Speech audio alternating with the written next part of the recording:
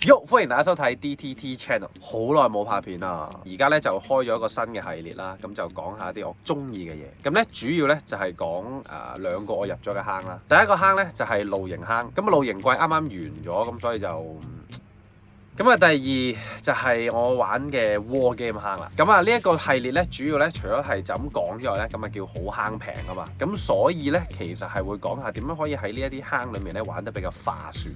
咁就唔係一味平嘅，咁啊有陣時咧有啲咧我會叫你直接買最貴，咁啊一勞永逸嘅，因為想大家入咗呢個坑之後咧長遠啲啊玩得好。咁事不宜遲咧，我哋即刻進入今日嘅正題，我哋嘅 War Game 坑啦。如果你已經玩緊 War Game 嘅咧，唔好意思，今條片係唔係好啱你噶，因為今條片咧主要係介紹乜嘢係 War Game 啦，點樣 enter 呢個世界啦，同埋點樣一開始唔好使冤枉錢嘅。咁甚至乎如果你係新手，你想睇下哇，我今日呢條片可唔可以俾我知道買啲咩平咧？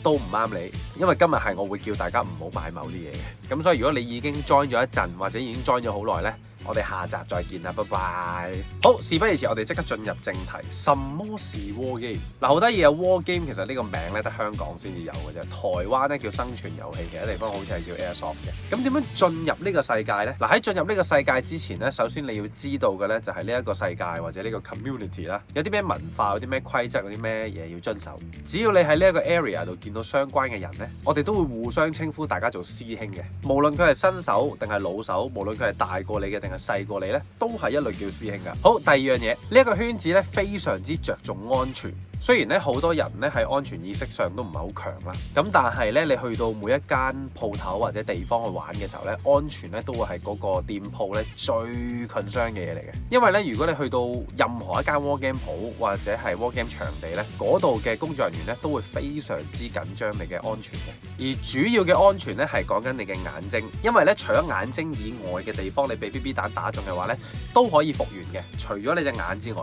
咁所以咧記得咧去到每一個 War Game 場地咧遵守翻每一個 War Game 場地或者 War Game 鋪頭嘅安全守則啦。咁主要嘅安全守則其實不外乎都係帶翻個護目鏡嘅啫。咁一開始使唔使買護目鏡啊？我會話要 and 唔要。要嘅係如果你真係完全決定咗要進入呢個世界嘅話，咁梗係買翻副自己用噶啦。但係你話啊，我想試下嘅啫喎。咁其實大部分場地都有提供一啲嘅護目鏡嘅。咁但係如果你話啊，我想進入呢個世界啦，我想買翻副護目鏡啦，有咩好推介呢？嗱，風臉遊人，如果你經濟上冇乜困難嘅話，咁啊冇乜所謂啦，自己做啲 research 買副最好嘅。但係如果哇真係冇乜錢喎，但係又想玩喎，護目鏡我會建議買 3M 嘅，特別係呢一副。嗱，我手上冇呢一副眼鏡啦，因為我係唔見咗啦。但係佢有咩好呢？其實喺側邊咧，呢兩條咧係腍嘅，即係話咧你孭頭型咧，佢都可以戴得好舒服。另外就係佢平，30蚊內有交易㗎啦。基本上你去啲五金鋪度都應該揾到嘅。咁但係 specific 呢一款咧，我就未必 guarantee 你揾到。但係大部分地方都會有一啲 3M 眼鏡嘅。但係就千祈唔好買呢款。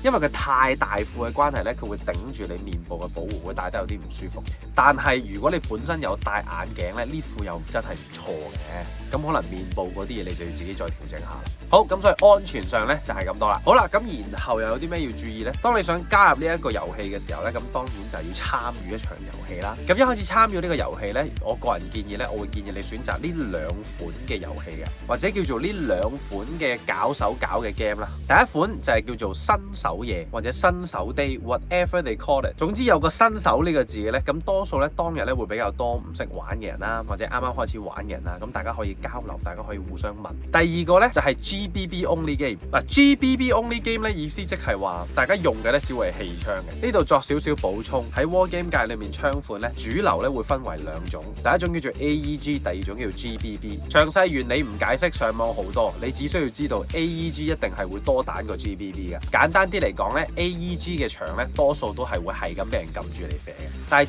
GBB 咧會比較冇咁容易有派彈嘅情況，因為每一隻 GBB 彈夾咧嘅彈量咧都係比較少嘅。咁所以如果你係新手，你參加 GBB only game 嘅話咧，應該係會有較好嘅遊戲體驗嘅。咁但係留意一個細節喎，如果佢冇禁止到對方用彈鼓嘅咧，咁你就要小心啲啦。彈鼓即係裝得比較多彈嘅彈夾，就算係氣槍咧都可以裝超過100粒嘅。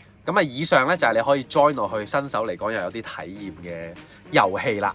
最後就係想講下買嘢嗰度啦。咁啊，嚟到最貼合我哋呢一個主題嘅 point 啦。喺買裝備上面咧，我自己一開始係建議新手唔好買咁多嘢嘅，甚至乎你去租一次先 ，full rental 一次先，去體驗下究竟呢個遊戲你中唔中意。咁當然啦，你選擇嘅人都好有關係啦。因為我相信大部分嘅坑咧，自己入咧係好冇趣嘅，一定係朋友同你一齊入先有趣。咁但係你先感受下呢個遊戲你自己係唔係中意先，中意之後先好買。同埋講一樣好現實嘅嘢俾你聽，大部分 war game 場嘅租用裝備都係一啲叫做公家用嘅嘢啦。咁即係話咧喺 size 上面咧就未必完全啱你，或者好貼服或者好舒服啦。咁所以咧裝備上面嘅嘢咧你就唔好攞嚟做評級。跟住再殘酷啲嘅咧，佢哋租俾你嘅玩具槍咧一定唔會有你自己改個把咁開心㗎啦。咁所以咧喺租嘅時候咧，記住，你係去體驗你個遊戲好唔好玩，唔係支槍或者啲裝備舒唔舒服好唔好用。我都有啲朋友咧，因為第一次打嘅時候係租啦，跟住佢覺得個體驗太差咧，所以佢就冇再繼續玩落去。你要記住，租嘅公家嘢，你去到乜嘢項目、乜嘢 community 咧，都係咁嘅啫。即係你去打保齡，你嗰對鞋唔係你自己嘅，都唔會係最好啊。咁所以我一開始我係唔建議大家買任何嘢嘅，其實試玩咗一場先，跟住你中意啦，你就可以去買啦。咁究竟買啲咩槍，買啲咩裝備呢？我哋下集再講。今集講住咁多先。咁啊有啲咩咧留言想我講嘅咧，我都會可以試下睇下可唔可以講到嘅。我玩嘅時間話少唔少，話多唔多啦。我都仲係一個學習緊嘅階段。咁所以咧，如果你哋有啲咩發現我講錯咧，都歡迎留言區話翻俾我聽嘅，一齊學啊！好，今集就講住咁多先，我哋下集再見。